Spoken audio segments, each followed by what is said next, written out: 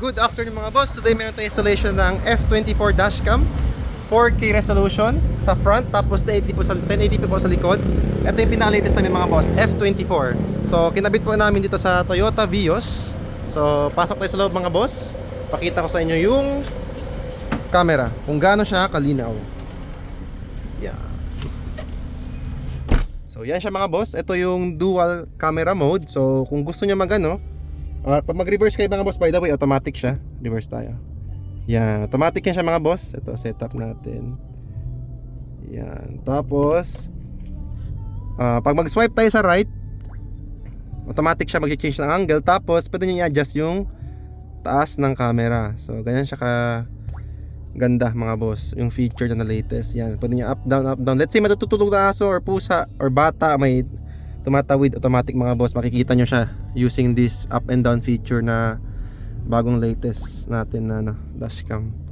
Tapos ito, meron tayong microphone, kung gusto nyo i-mute, unmute, pwede siya. Tapos ito mga boss, 4K mga boss by the way, 4K to confirm.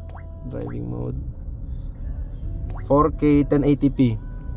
Tapos features, madami siyang sensor mga boss. Ito ADAS, BSD, tsaka LCA. So pwede nyo i-customize yan later on.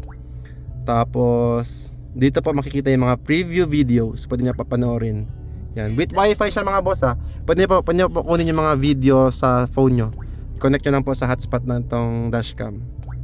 Yan, ito mga ibang features nya. Yan, key voice, screensaver on. Ito mga boss, screensaver, let's say after 10 seconds, 30 seconds, or yan, automatic mag-off yung screen. Tapos nagre-record pa rin siya mga boss. Tapos so yan, basically mga boss, yan naman yung features ng dashcam. Ito loop recording gamitin 3 minutes. Tapos resolution 4K 1080p. Meron siyang time-lapse mode. Tapos itong G-sensor mga boss, magla-lock siya ng file once naka-detect ng sobrang bagsak na Itong parking guard mga boss, on natin. Ito na yung mga boss, pag naka-park kayo, tapos let's say walang tao yung kotse, nasa loob kayo ng mall or nag-park lang kayo tapos walang tao, naka-off yung engine, once ang kotse mga boss naka-sense ng motion, automatic siya magre-record. So yun ang maganda sa kanya mga boss, parang 24/7 na siya nagre-record. At least safe po yung kotse nyo kahit wala po kayo doon sa loob ng sakyan. So for more info mga boss, visit our shop. Dito lang po tayo sa Pagadian City, Purok Bahala. Ito setup po mga boss ng speakers, subwoofer. Ito dashcam ito. Ito i-troubleshoot pa namin.